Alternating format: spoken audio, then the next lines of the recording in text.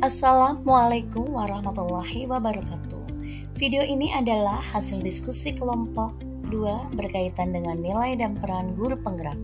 Saya, Dian Indrawati, SPD, dan rekan kelompok saya antara lain Bapak Gilang Sunu Aditya Putra SPD, Ibu Caturyanti SPD, dan Ibu Masngada SPD SD.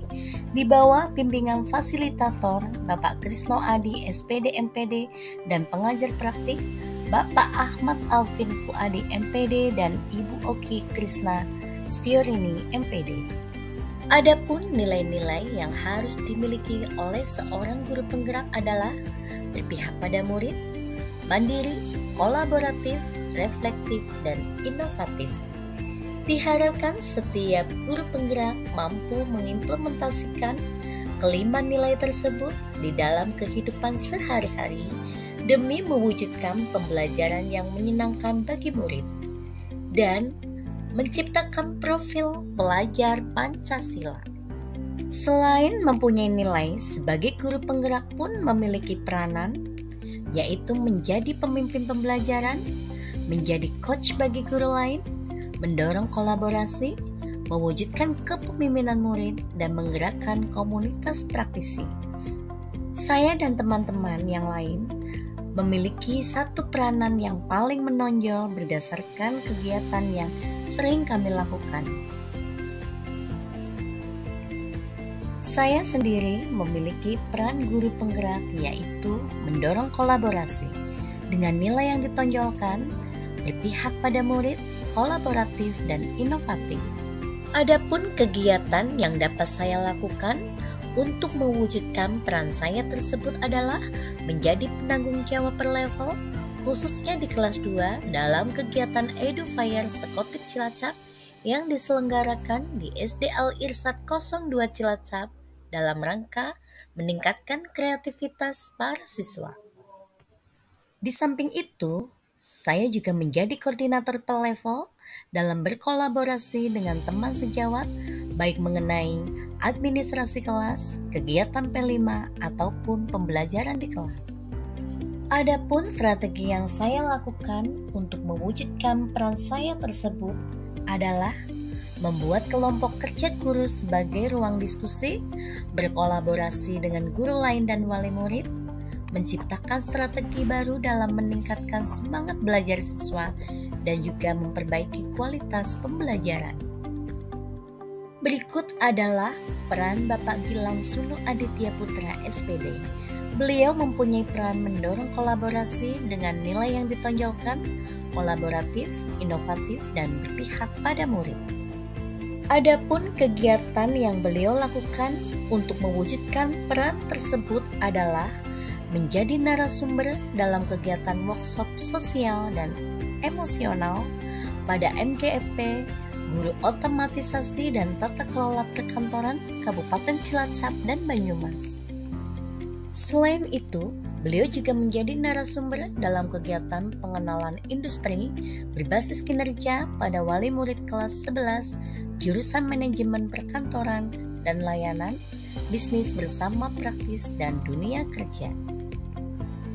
Strategi yang beliau lakukan untuk mewujudkan peran beliau tersebut antara lain mengembangkan pemahaman yang mendalam tentang nilai-nilai yang mendalam tentang guru penggerak, berkolaborasi dengan guru lain untuk meningkatkan pembelajaran, terus mengembangkan diri sebagai pemimpin pembelajaran, berinovasi dalam praktik mengajar, berpihak pada murid dalam semua keputusan, dan berkontribusi pada komunitas pendidikan yang lebih luas. Berikutnya adalah Ibu Caturyanti SPD. Peranan beliau adalah penggerak komunitas di sekolah, mengembangkan diri dan orang lain dengan nilai yang ditonjolkan oleh beliau adalah kolaboratif. Adapun kegiatan yang beliau lakukan untuk mewujudkan peranan tersebut adalah berbagi praktik baik di komunitas belajar SMP 1 Kawunganten. Kegiatan berikutnya yang beliau lakukan adalah Dharma Wanita di kecamatan yang berkolaborasi dengan ibu-ibu Dharma Wanita Ranting Kawunganten. Adapun strategi yang beliau lakukan untuk mewujudkan peran beliau tersebut antara lain memperbaiki kualitas pembelajaran, menarik minat belajar murid di kegiatan KBM, membekali masyarakat dengan keterampilan yang berdaya guna, serta menciptakan inovasi baru untuk meningkatkan ekonomi masyarakat. Selanjutnya adalah Ibu Mas Ngada SPDSD. Peran beliau adalah menjadi coach bagi guru lain dan menjadi pemimpin pembelajaran. Adapun nilai yang ditonjolkan beliau adalah berpihak pada murid dan inovatif. Adapun kegiatan yang beliau lakukan untuk mewujudkan peran beliau adalah melakukan asesmen awal literasi kelas rendah dan juga menjadi pemimpin pembelajaran pada kegiatan ekstrakurikuler pramuka. Selain itu, kegiatan yang beliau lakukan adalah berinovasi dalam kegiatan Bingkai Colorful Ramadan dan bersama guru merencanakan, melaksanakan, mengevaluasi, dan tindak lanjut kegiatan sekolah.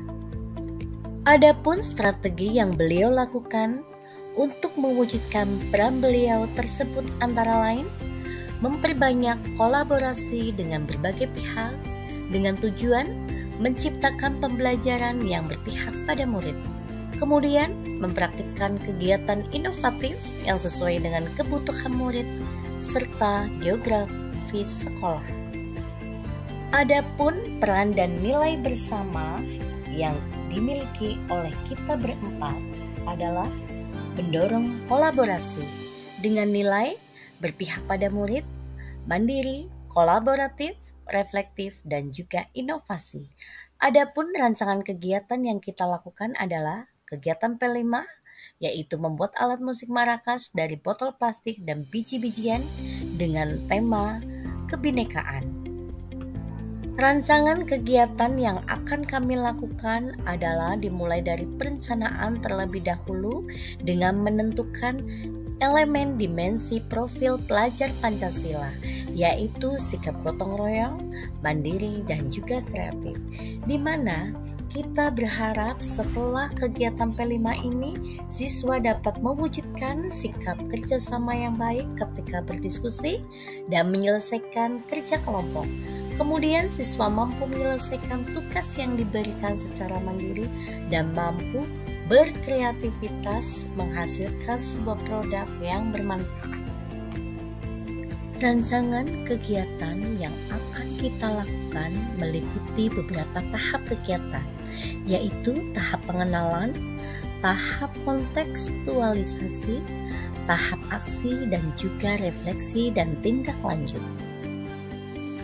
Rancangan kegiatan selanjutnya adalah langkah-langkah kegiatan. Langkah-langkah kegiatan ini terdiri dari 3 aktivitas.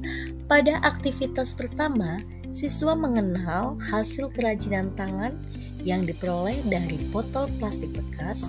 Tujuannya adalah peserta didik mampu mengenal berbagai jenis kreativitas kerajinan tangan dari botol plastik bekas. Kemudian pada aktivitas kedua, membuat clipping berbagai alat musik ritmis dan melodis. Tujuannya adalah peserta didik mampu mengenal berbagai alat musik melodis dan juga ritmis. Kemudian pada aktivitas ketiga, praktek membuat alat musik marakas dan biji-bijian dan botol bekas. Tujuannya adalah peserta didik mampu berkreativitas dan mampu menghasilkan sebuah produk yang bermanfaat dari botol plastik bekas. Berikut adalah lampiran-lampiran dari kegiatan P5, yaitu membuat alat musik marakas. Yang pertama adalah lembar kerja mengenal potensi diri, di mana siswa menyimak dan mengamati video manfaat botol plastik bekas dan kreativitas yang dapat dihasilkan dari botol plastik bekas tersebut. Kemudian, siswa mencoba mengamati video pembuatan alat musik marakas dan mendiskusikan dalam kelompok, menuliskan hasil diskusinya di lembar kerja, dan mempresentasikannya di depan kelas. Berikut adalah lembar kerja kedua, di mana membuat clipping alat musik maracas dari botol plastik dan biji-bijian. Secara mandiri, anak akan mulai menggunting dan menempel berbagai jenis alat musik ritmis dan melodis dengan rapi. Kemudian anak menghias bagian pinggir hasil clipping tersebut dan mempresentasikan hasil clippingnya secara mandiri di depan kelas. Pada lembar kerja yang ketiga, membuat alat musik maracas dari botol plastik, bekas, dan biji-bijian, di mana secara mandiri peserta didik menyiapkan alat dan bahan yang diperlukan, kemudian memulai untuk mengisi botol plastik bekas tersebut dengan biji-bijian yang sudah dibawa dan mencoba menghiasnya secantik dan serapi mungkin. Kemudian setelah itu, salah satu peserta didik maju ke depan untuk presentasi sehingga peserta didik dapat menciptakan kemandiriannya, rasa percaya dirinya ketika mempresentasikan hasil produk yang telah dibuat. Lembar kerja yang keempat adalah mempraktekkan lagu anak-anak dengan alat musik maracas, di mana anak mendiskusikan lagu yang akan dinyanyikan secara berkelompok, kemudian mempraktekkan di depan kelas dengan menggunakan alat musik maracas dari hasil yang mereka buat. Berikut adalah tanggapan dan pertanyaan dari hasil paparan kelompok 2 kami. Demikian presentasi ini, semoga bermanfaat untuk kita semua. Terima kasih. Wassalamualaikum warahmatullahi wabarakatuh.